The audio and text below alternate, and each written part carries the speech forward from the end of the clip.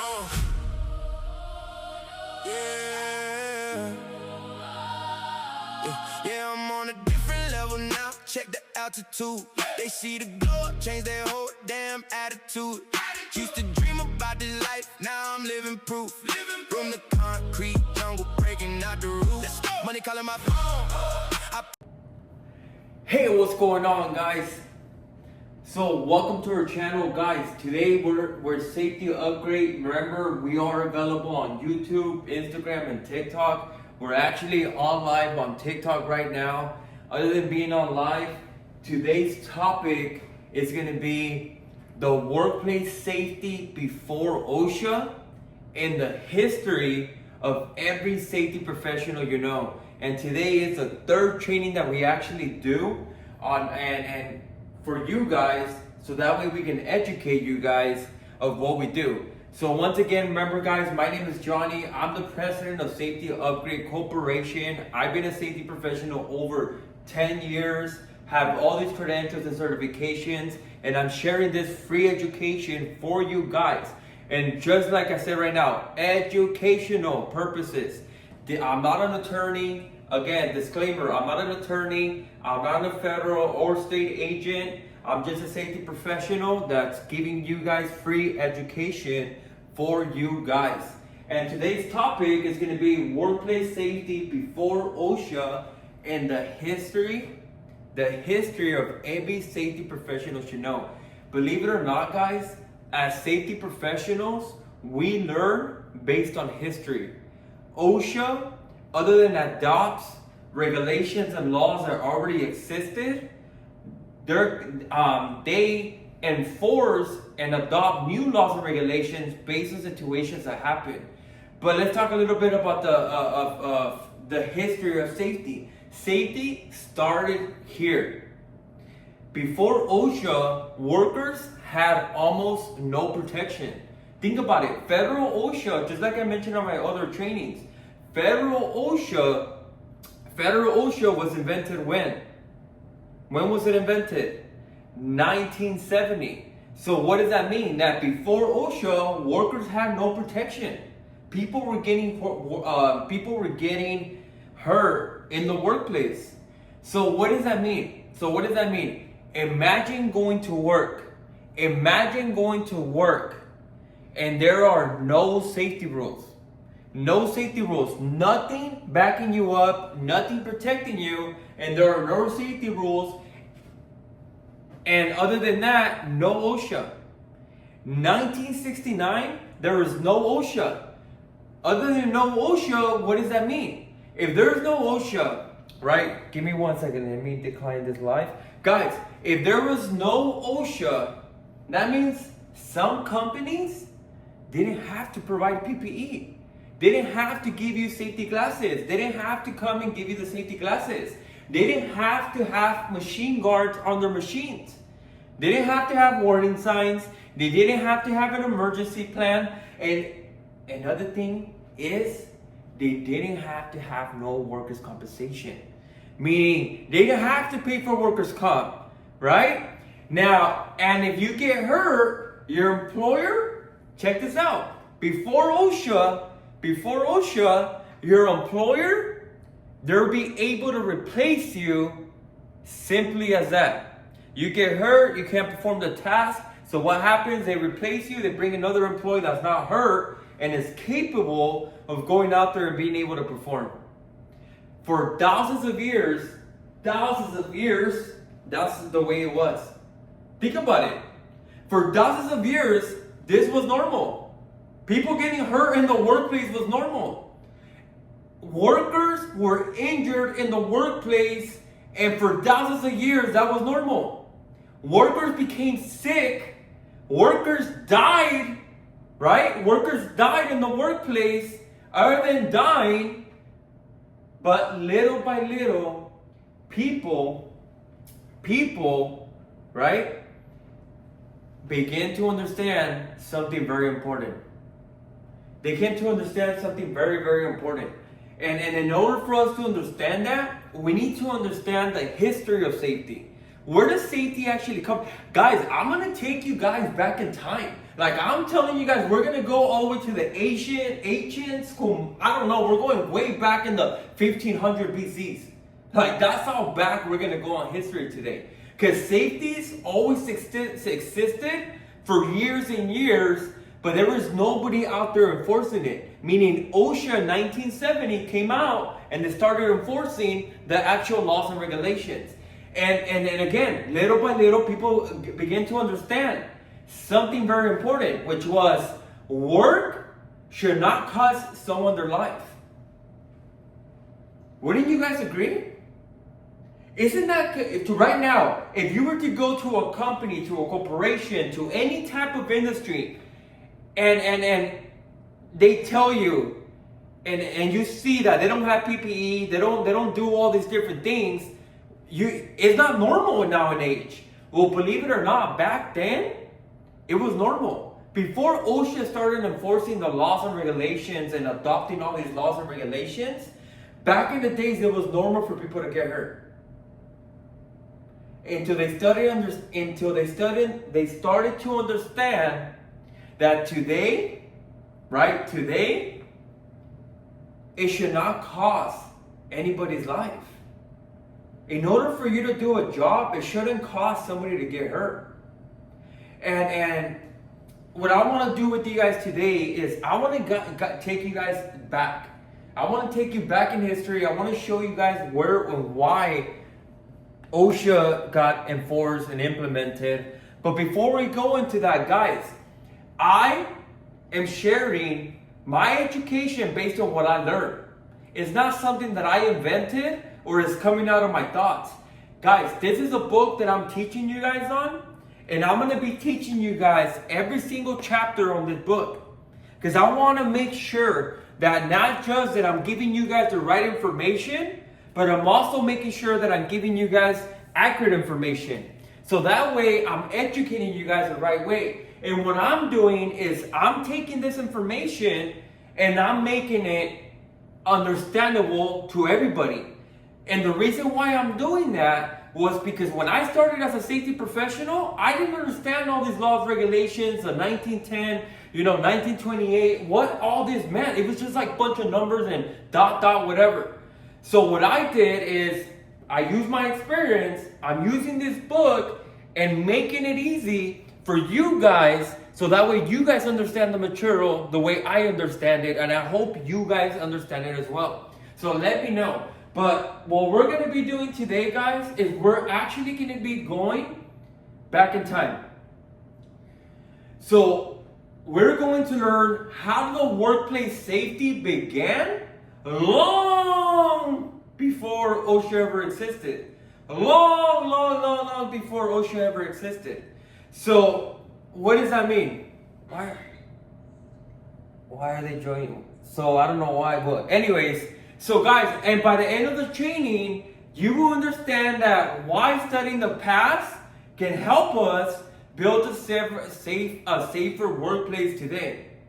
Does that make sense? Hold on, guys. Let me see. Okay. So in the workplace today. So think about it like this, guys. Before OSHA, how did they actually begin? So that's what we're going to be talking about today. So once again, guys, hello everyone. I appreciate you guys being online. I appreciate everybody that's getting on. Again, my name is Johnny Figueroa. I'm not just a safety professional, but I'm also the president and the founder of Safety Upgrade Corporation. Now, at Safety Upgrade, our mission is very simple, guys. It's very, very simple. We like to raise the standard and protect what actually matters, which is the people, the employees. Guys, I've been doing this for 10 years, and I've been in a situation where I had to give CPR to somebody and they lost their life in the workplace. And that's why I built Safety Upgrade, because I understood the importance of a safety professional. I was the type of guy that when I started at 18 years old, I hated safety professionals. I used to say, "Ahí viene este mamón." Those that speak Spanish. "Ahí viene este güey." Because I thought all they did was come and tell you, wear your PPE. Make sure you're safe. Don't get hurt. I thought that's what a safety professional was. until I became a safety professional. I've been doing it for 10 years already. And then I had to deal with 3 different deaths. In 10 years, I was involved in 3 different investigations that involved people losing their life in the workplace. And that's why we built Safety Upgrade, and we made the mission so simple to raise the standard and actually protect what matters. And today's lesson, guys, is about the history of occupational safety and health before the Industrial Revolution. So do not worry. Don't worry, guys. This would not feel like a boring history class, because I remember sitting in the history class and it was so boring. You guys have a question? Yes. What time was the Industrial Revolution? So that's exactly what we're going to be talking about. We're going to go all the way back to the BCs. That's how back we're going to go, and who was involved in history of making sure that occupational safety and health became industrial and revolutionized in the industry. So we're going to be actually talking about that. So do not worry. Again, this is not going to be your boring history class, because I remember in my history class at in high school, I would fall asleep.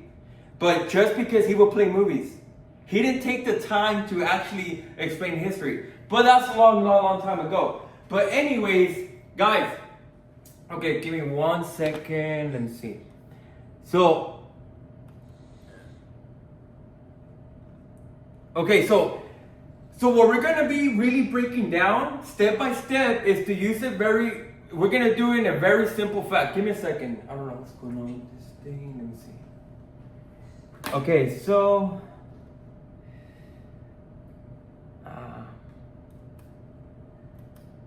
we're going to break it down step by step, use simple stories to be able to connect with it. Because what I want you guys to get from today is I really want you guys to understand from the beginning to all the way to 1970. So the BCs all the way to 1970. So we're going to break it down very quick and very simple. So I'm going to break it down by steps. So step number 1, let's talk about why should we study the past. It's simple as that, right? Why should we study the past? Why the past? Why not now, right? Why? Because now matters, right? The past doesn't matter. Well, let me tell you this. As a safety professional, the past really does matter. And let me tell you why it matters. Why should a safety professional care about something that happened thousands of years ago? It's a lot of the questions I always get, and this is why. The safety problem we face today did not suddenly appear. Guys, people been getting injury.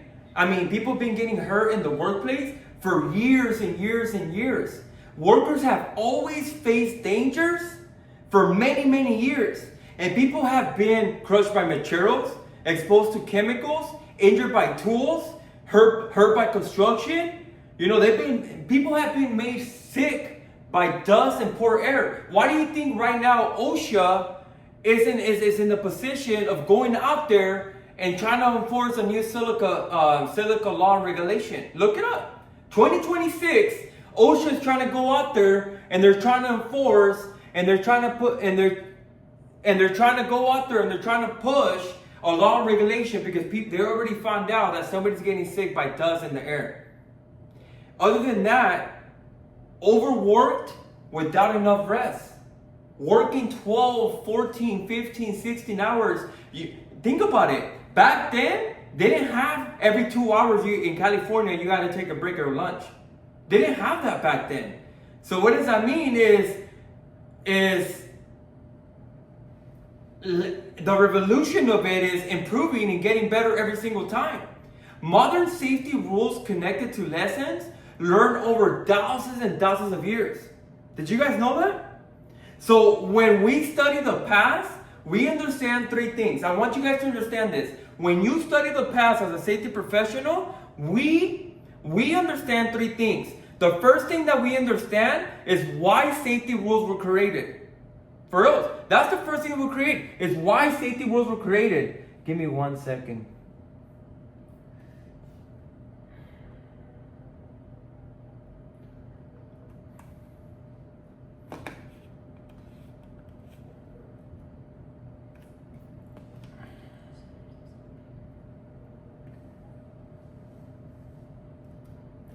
Okay, so when the study passed is that, so number one is we got to understand why safety rules were created.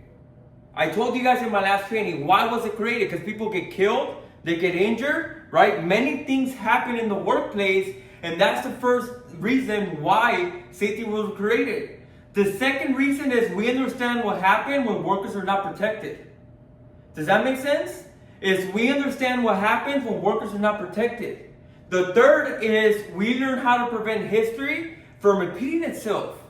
History repeats itself. If you study it, you can study it and improve it by making sure it doesn't repeat itself. And safety is not just one good idea, guys. It's part of a long journey. It's a part of a long, long journey. Every law, every safety program, every inspection, every training class was built from a lesson that came before us. Way, way before us. So think about it like that. Study the past will protect the future. Studying the past will protect the future. In anything that you do, if you study the past, you will always, always protect the future. So going to step number 2 is the first historical code that I'm going to teach you is something called the Code of Hammurabi. The Code of Hammurabi. So it's Hammurabi. Hammurabi. So let's travel back about 4,000 years. Let's go back about 4,000 years. And once we go back in 4,000 years, let's think about it like this. Where are we at? 4,000 years, who knows? Who's good at history? Where are we at in 4,000 years? We're at the ancient Babylon, right? Now in Babylon, there was one of the most powerful civilizations of all times. If you guys didn't know, it was one of the most powerful civilizations of all times. The ruler of the king was named Hammurabi. Now, Hammurabi created a large collection of laws known as the Code of Hammurabi, right? Now, these laws were covered with many parts of life, including construction, injuries, money, and responsibilities. So one of the most famous ideas from the code was an eye for an eye. That was one of their codes. Believe it or not, that was one of their codes. An eye for an eye. The punishment could be very serious when one person caused harm to another. That's all it was. It was called the eye for an eye. So now imagine this. You're a builder. Back in the ancient days, you were a builder. During this time, you build a house. Let's just say you build a house. But you build it poorly. You didn't have the resources. You didn't have everything that you want. You built a house. The house collapsed and seriously hurt someone, right? Like the house that you built collapsed. It hurt someone. But under the Hammurabi law, the builder cannot be held responsible. So imagine you living in a house. This guy doesn't have the resources. They built your house. It falls on you and your family. But under the Hammurabi law, the builder cannot be held responsible. I guarantee you, now in age, now in time, that happens. Oh my goodness. Oh my goodness. I think people will be saying, call Donald Trump. Like, you don't even believe it how they'll leverage social media, lawyers. It's insane. But under this law, think about it. Back in these days, under the law, the builder cannot be held responsible. This was an early example of accountability. That was an example where the law regulation started enforcing accountability through this law. This was an early example of really how they would hold others accountable. So the law was not the same as modern workplace safety, but it was often harsh.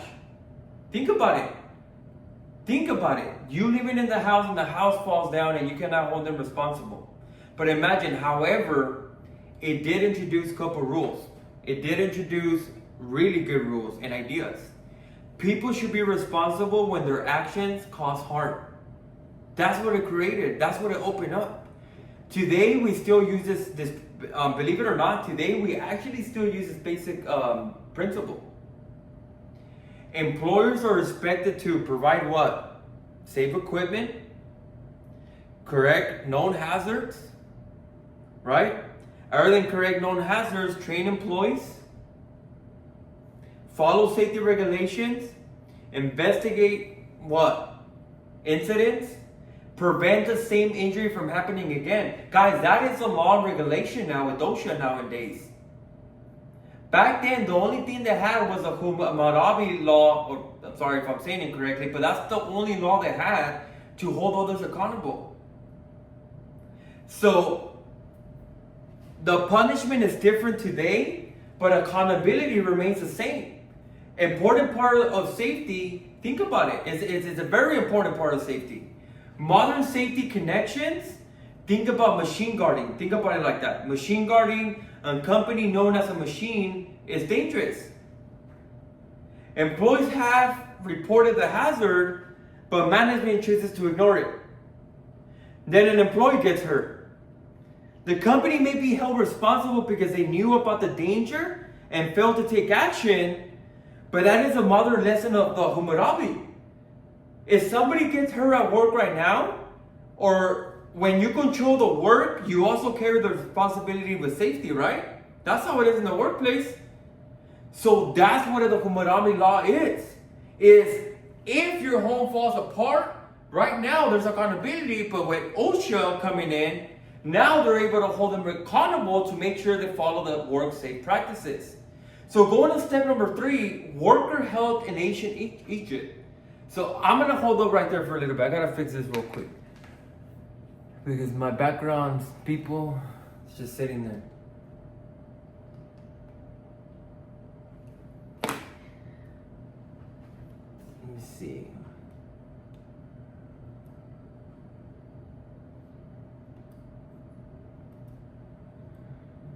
Sorry guys, I'm doing this on my own, so it makes it kind of difficult where I have to be connecting and making sure everything's running efficient.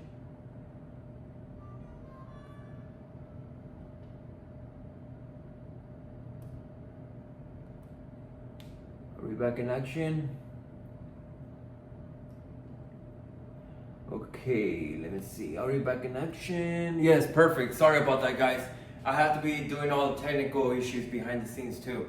So going to step number 3, worker health in ancient Egypt. Now let's travel back into ancient Egypt times.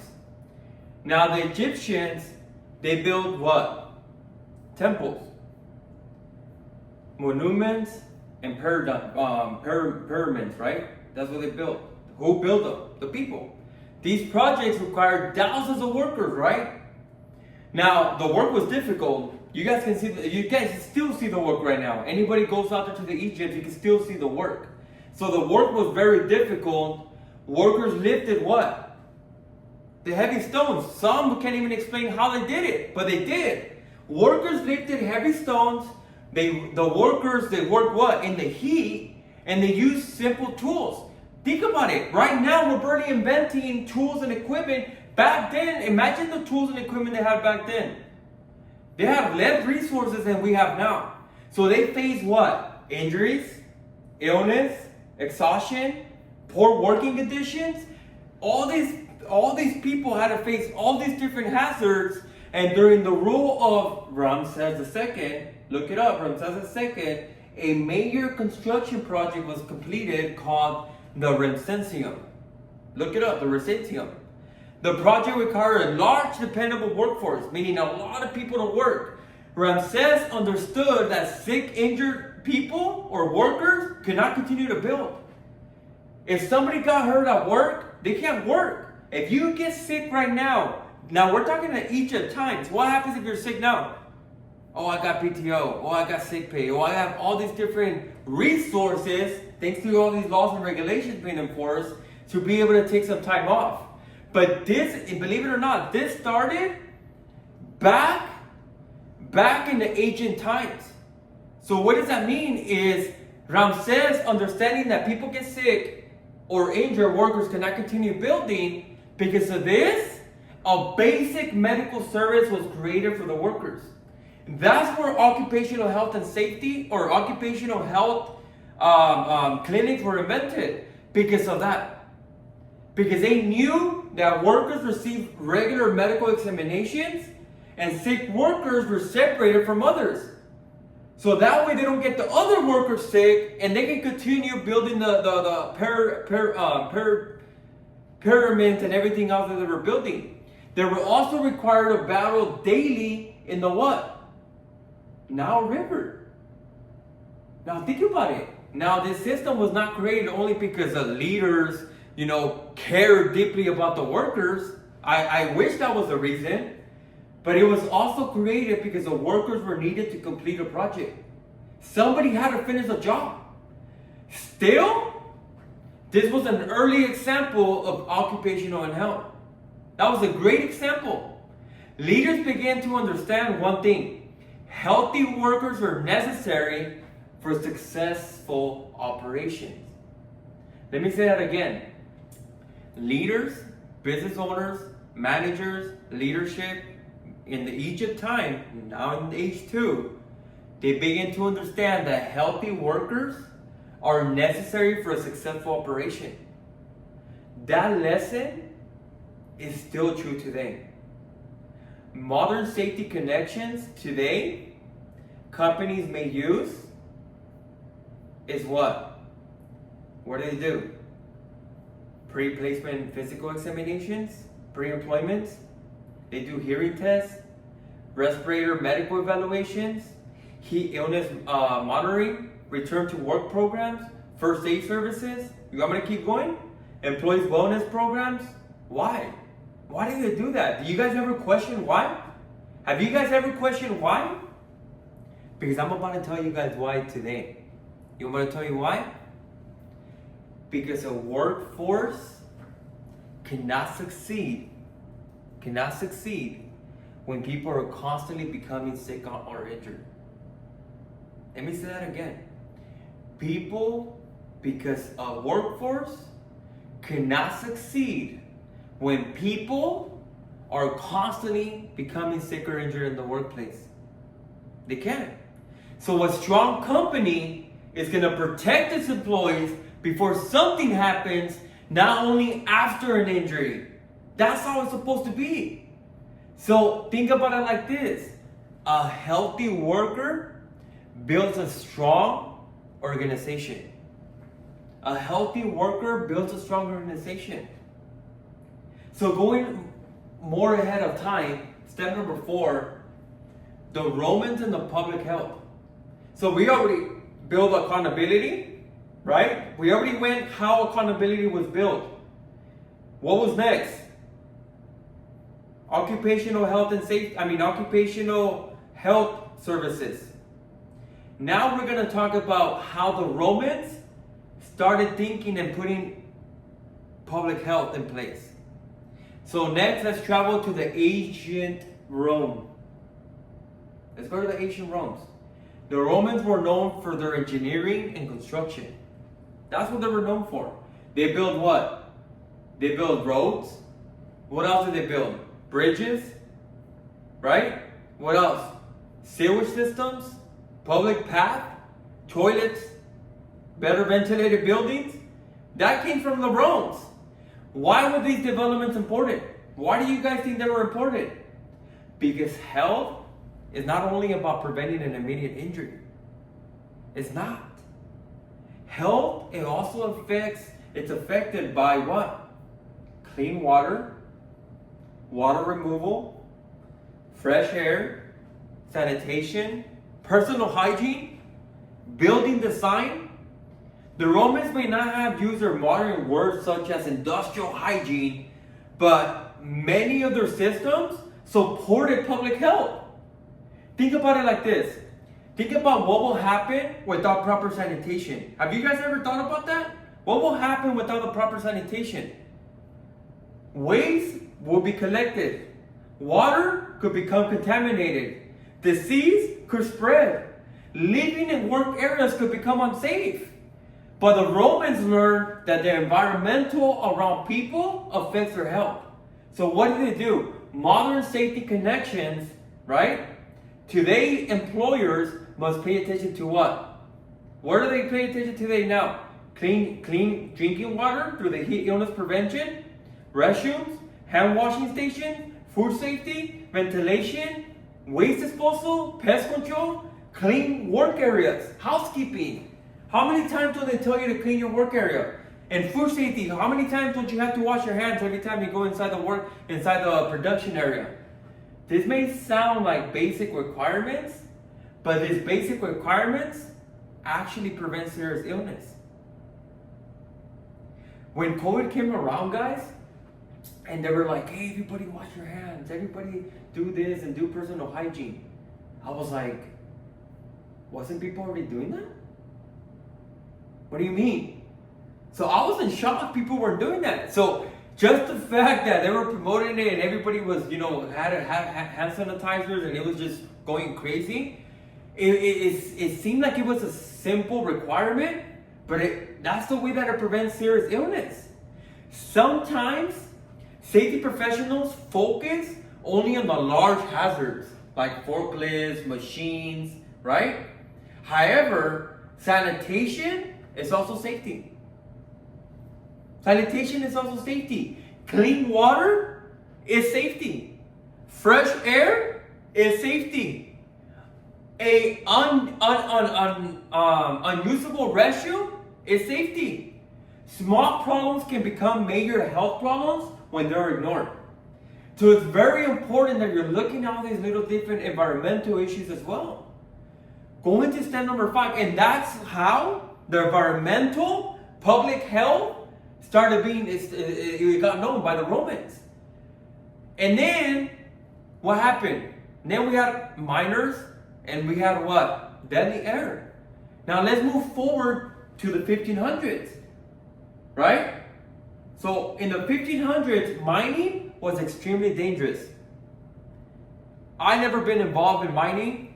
I don't know anybody that has, but I can imagine how dangerous that is. Just the dust being inside a cave. And think about it like this. Workers entered deep underground areas with poor lighting. They didn't have lighting, right? They had weak support. They had dust, toxic materials in there, little ventilation, and very limited escape routes. So that means that they had to collapse. They were very limited in how to escape. And many miners became sick. Many miners became sick. They developed breathing problems. Some workers were exposed to mercury and other harmful substances. At that time, people did not fully understand how workplace exposures can cause disease. They didn't understand the whole chronicle, 10 years. They didn't understand none of that. So until then, early researchers began to study the problem, and one research wrote about diseases and affecting miners in the metalworking and workers. Another important person to remember, his name is Gorgias Agricola or something like that. I don't know if I'm saying this right, or Georgius Agricola, something like that. Well, anyways, Agricola studied mining conditions and explained that mining needed better ventilation. And ventilation means moving contaminated air out and bringing in fresh air. This was a major idea. This was what's going to change the game. Workers were not always getting sick because of bad luck. It wasn't, I work out of mining and I'm getting sick just because of my bad luck. They were getting sick because they were breathing dangerous air. So imagine walking into a small room. The door is closed, the door closes behind you. There's no windows. It's filled with dust, filled in the air. You begin to cough. Your eyes start burning. You can't see clearly.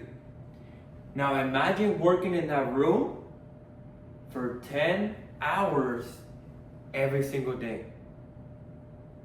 Imagine working in that room for 10 hours every single day. That is what many miners experience. That's what many miners experience. The workplace was slowly damaging their bodies, and they didn't even know it. So here comes Agricola, Mr. Agricola, and he helped the people understand that fresh air could reduce the danger. And going into modern safety connection, how do we connect it? Today we use what? Ventilation systems because of that. We use air monitoring, right? Respirators. We collect data from dust, gas detectors, exposure limits. Now we have safety data sheets, medical surveillance. We have so many different things that we implement now because of that. Now, what is the key lesson in this? Guys, the key lesson in this is very simple. A hazard does not need to be visible to hurt someone. It does not have to be visible to hurt someone. Nobody can physically see COVID, right? It was what? Word of mouth, right? Based on the studies. So a hazard does not need to be visible to hurt someone. You cannot always see a toxic gas. You cannot always smell the dangerous chemicals. You may not even feel like the damage is immediately. You might inhale it and not feel like it damaged you immediately.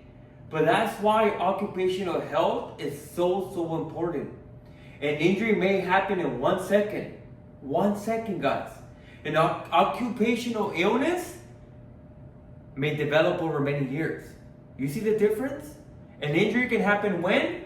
In a second. An illness can happen when? In many years. But both can be prevented. Both of them can be prevented, right? So going into step number 6, Bernardino Ramazzini, right? Am I saying that right? Bernardino Ramazzini. So now let's move forward to the 1700s. We're almost there, right? In the 1700s, there was a doctor named Bernardino Ramazzini. I don't know if I'm saying that right. They have some weird names. So they studied the disease of workers, right? He looked at a different occupational and noticed a pattern. That's what he did. The types of work people perform was connected to the illness they developed. So for example, what I mean by that? A worker handling a harmful material can become sick from an exposure. A worker repeating the same movement, right, could develop a pain, right, ergonomic. A person staying in an unusual position for many hours could develop what? Body problems. So what this doctor did is he understood that a doctor should not only ask, oh, where does it hurt? A doctor should not just ask you that. The doctor should ask you this, what type of work do you do? How do they understand what hurts or how you got hurt if they don't even know what type of work you do? That question changed occupational and medicine. A person's job can provide important clues about injury or illness. So how do you implement, or how do you see that in the modern safety connection? Today, we investigate what? Injuries. We ask what? Why? What tasks were they doing? How often do they do that? What tools? We have so many different questions. We activate our incident investigation, right? Well, the doctor, Ramazzini, helped connect the workplace to workers' health. This is the foundation of occupational health. That's where occupational health started coming. So let me ask you guys this. Think about your own job right now. I want you guys to think about your own job, right? What movement do you repeat every day? That's the same. What movement do you repeat every day? Do you lift, push, pull, reach, twist, stand, sit, use vibration tools in the workplace? Work around chemicals? Now, ask those questions. Now ask yourself, could that task affect your body over time? That's exactly the type of question that this doctor wanted people to consider. That's it. He wanted people to consider is, could that task affect my body over time? And that's where occupational health was created. The Industrial Revolution changed everything, guys. then came the Industrial Revolution, right? This changed how products were made. Before the Industrial Revolution, many products were made by hand. Did you guys know that? Like, a lot of products were made by people going out there and doing it physically. Work was slower, production was smaller, many people work at home or in small shops. Then steam power was introduced. That was the first industrial equipment that was introduced. The steam power was introduced. Machines began replacing what? Humans and animal labor, right? Because then what we used to use? Horses, donkeys to pull. Now we changed revolution. Now we use what? Machines, cars. Now factories grew. That's where factories started growing. Production became what? Faster. Once production started coming faster, work became more organized and specialized. One worker might perform the same task, a small task, hundreds of thousands of times every day. This created more products. It created more business. It created more jobs. But it also created new dangers. That's what they didn't understand. They were implementing all these different machines. They were coming and bringing all this equipment. They were coming and making the job easier. But they forgot the most important thing. All these different machines, all these different new equipment created new dangers. So the four major changes the Industrial Revolution brought, two changes, is new power source, which means new hazard. Steam power that was used to operate equipment. Machines became larger, stronger, and faster. But when the machines became stronger, injuries also became more serious. A hand tool might cause a cut, right? It might cause a cut. But a large powered machine could crush a hand and kill someone. Machines replace manual work, but machines cannot work much faster than people. Think about it. Why? Because if somebody gets hurt, what? Many machines had exposed gears, moving belts, rotating shafts, cutting points, crushing areas, no emergency stops. They didn't even have guards. When the industrial machines started getting first out there in the workplace, they didn't even have guards. Workers could easily become caught in the equipment, and it changed the way production was met. Factories found faster ways to turn raw material into finishing products. To them, it was a game changer. To them, it was like, oh, it changed everything.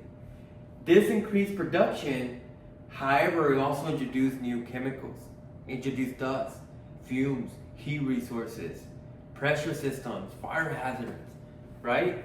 And then what happened with the division of labor? Work was divided into what? Smaller jobs. Now instead of somebody doing a full job or full hands-on, now they were doing a certain job, just sorting, or just packing, or just doing boxes, or just doing one small job and breaking it down by parts. So instead of one person building an entire product, each worker completed one small step. This increased what? Speed. But it also created what? Repetitive work. Workers perform the same motion for many, many hours. This causes what? This causes what? Fatigue, loss of focus, muscle pain, repetitive motion injuries. The workplace became more productive, but it also became more dangerous. That's what happened. It became more dangerous. So, yes, production is important because that's what we all get paid. But let's understand one thing, guys. More production creates more hazards. One more time. More production creates more hazards. I'm not saying to do less production. What I'm saying is identify the hazards before the people get hurt. So that way you can do more production, you can reduce the risk, and you can make sure people are not getting injured. So it's very important that you do that. So why do machines increase the danger? Let's imagine two workers. The first worker uses a small hand saw. The second worker operates a large powered cutting machine. Both tools can cause injuries, right? But the power machine moves faster and moves with more force. The worker may be less time to react. The worker might have less time to react. One mistake can become a life-changing injury. That is why powered equipment needed layers of protection. Those protections may include what? Machine guards, emergency stops, lockout tagouts, procedures, right? Proper supervisors, maintenance. The Industrial Revolution taught us one thing. Technology can improve life, but technology can also introduce new risk. Every time we add a new equipment, we must ask, what can go wrong? This is what it is. Guys, this is a secret right here. If you guys want to implement new machine, new equipment in your workplace, this is what you need to ask when you do it. I'm not saying don't do it. Do it so that way you can increase your production. But ask yourself, what can go wrong? Who could get hurt? How serious could the injury be? What controls are needed? And has the employee been properly trained? Production should never move faster than safety. Again, production should never move faster than safety, guys. It should be moving what? Together. Okay? Now let's talk about the Industrial Revolution also created another problem, right? Workers began performing the same task repeatedly. Yeah, they broke it by parts, but now instead of doing all these different things, now they're doing one thing and it's repeatedly. So imagine standing in one place for 10 hours. Every few seconds you pick up an item, you place it into a machine, right? You remove it, then you repeat the same task again, and again. At first you may feel like you're staying focused, but after several hours, you're gonna become tired. Your mind is gonna start wondering, what is my girlfriend, boyfriend doing, my grandma, my grandpa, the Sancha, I don't know. Then your mind starts to wonder, right? And then your body begins to hurt. Then one small mistake, that's when it happens. Your hand enters the wrong area, and this is why boredom and fatigue are safety hazards. That's why they become a hazard, because that's when you get hurt. Those are hazards, those are safety issues. They reduce what? Attention, they slow reaction time, and they increase the chances of human error. Human error is also a risk. So how do you see that in the modern safety connection today? Today, companies reduce risk by how? Job rotation, right? They rotate people. They have what? Rest breaks, ergonomic improvements, better workplace stations. They have so many different things that we're being able to implement and enforce. Now, they're also doing what? Telling employees to pay attention is not enough, guys. I'm telling you right now. Telling your employees, hey, be aware surrounding safety. Guys, that's not enough. You gotta make sure you're looking at all these different components. The work system must support the safe behavior. It has to, guys, if somebody were to, lose focus, what are your measures to protect this employee? Think about it. When people are exhausted and rushed, distracted, or physically uncomfortable, mistakes become more likely. Meaning, people are getting hurt more. Safety is not just about blaming the worker. Safety is also about improving the system around the worker. So what does the history teaches us? Of everything that we learned today, let's bring everything together. So let's wrap it up, guys, because it's a lot. Let's wrap it up. So let's bring everything together. The Code of Hammurabi taught us about what? Responsibility and accountability. Ancient Egypt showed us that workers need medical care and health monitoring, right? The Romans showed us the importance of sanitation, clean water, and ventilation. Early mining researchers taught us that the workplace air can cause serious disease. And Dr. Ramazzini connected a person's occupation to their health. Meaning you can't just make a diagnosis. You got to look up what they're actually doing in the workplace. And then the Industrial Revolution showed us that the new technology can create what? New hazards. Every step in history gave us another piece of a safe system we use today. Think about it. Every step, every single thing that has happened in history is giving us a system that we use today. And I truly believe it. Guys, hear me right now. My name is Johnny Figueroa, and I truly believe it that Safety Upgrade is going to be part of that history. we're gonna make history where whatever we do now, whatever impact that we do today, is gonna be talked about in years and years from now. I can guarantee you that. Because we're looking at the history. In order for you to make history, you gotta know the history. I like that one. I'm gonna make that in a quote. But anyways, so modern safety did not begin with one person, guys. You guys can tell. It did not begin with one law. It developed over thousands and thousands of years. So the next thing is, how do you apply this today? Now 2026. How do you apply this today? Now that we know the history, what should safety professionals do with it? Here are 5 actions that I'm going to give you today right now real quick. Action number 1, learn from previous incidents. Learn from previous incidents. Meaning, every single incident that happens, study it, learn from it, and make sure you do as much as possible to make sure that it doesn't happen again. Never treat an incident as something to hide or to forget. Guys, if it happens, it happens. You know how many safety professionals or managers or supervisors say, let's not report that because we don't want to affect our numbers? Guys, we're preventing from people getting hurt. Our job is to save a life and save a limb. Never forget that. And always study what happened. Find the root cause. Correct the hazard. Share the lesson. An incident that teaches us something can help prevent the next injury. Again, an incident that teaches us something can help prevent the next injury.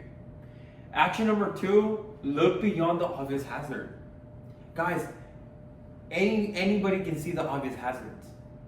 You got to go into very deep and then into the roots to find where the actual hazards are. Not just in the workplace, but also environmental. A broken guard is easy to see. Anybody can see a broken guard. But what about the poor air quality? What about the repetitive motion? What about the fatigue? What about the chemical exposure? The stress from unrealistic production demands, telling your people to hurry up. Long-term hearing damage. Not every hazard causes immediate pain, guys. So going to action number 3, hold the right people accountable.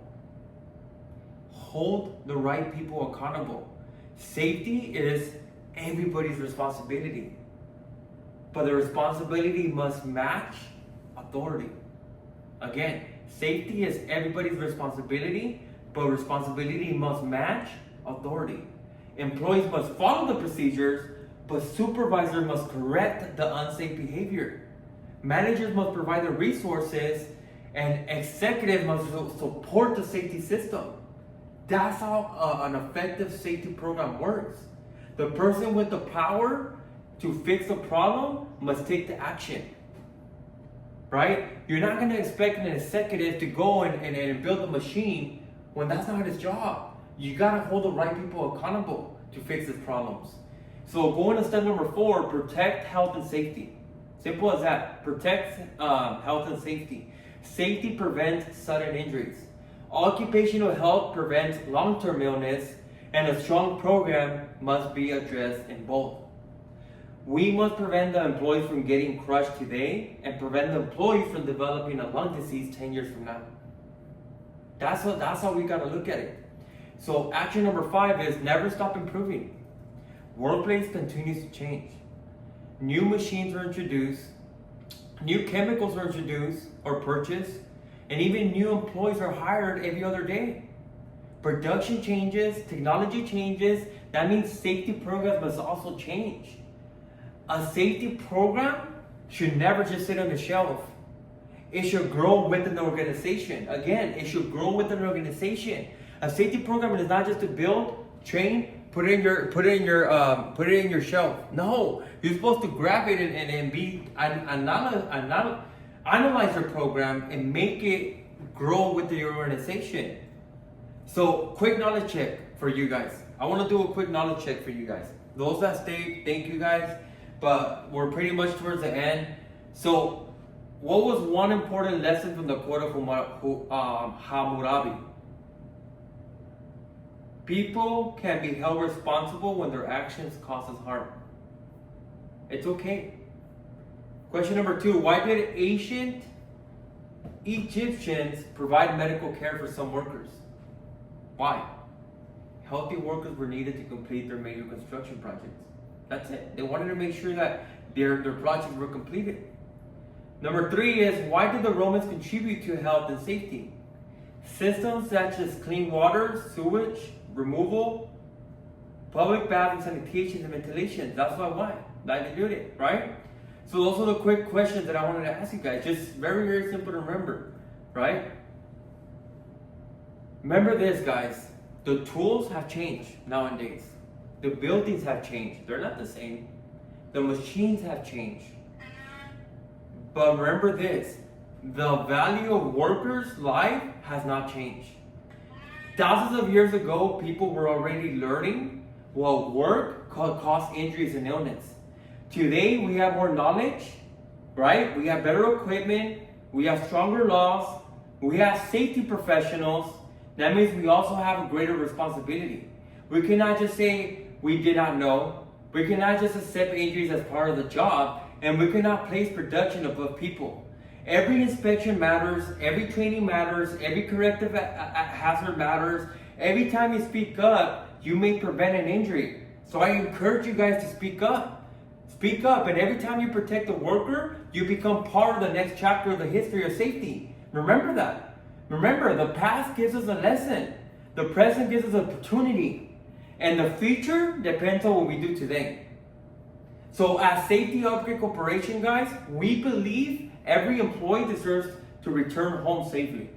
We truly believe that. Not most employees. Not only experienced employees. Every single employee. Every shift, every day, because 0 should always be the goal. 0 should always be the goal, guys. So that being said, guys, thank you so much for completing the Safety Upgrade training with Safety Upgrade Corp. Remember, you guys have any questions or anything, let me know. Make sure you guys subscribe to Safety Upgrade Corporation YouTube channel for more simple step-by-step workplace safety training. Share this video with your supervisors, safety professionals, business owners, or employees. Whoever wants to understand why workplace safety matters. Remember, this is Johnny Figueroa with Safety Upgrade Corporation. We're always raising the standard, protecting what matters. Stay alert, speak up, protect your team, and never, never stop upgrading with safety. Have a good day, guys. I got tired of staying the same. Tired of blaming pain.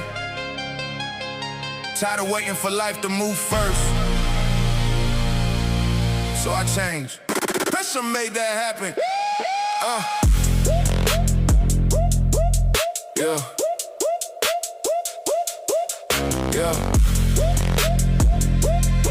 I was stuck. I was stuck in a cycle. Same road, same fear, same doubt.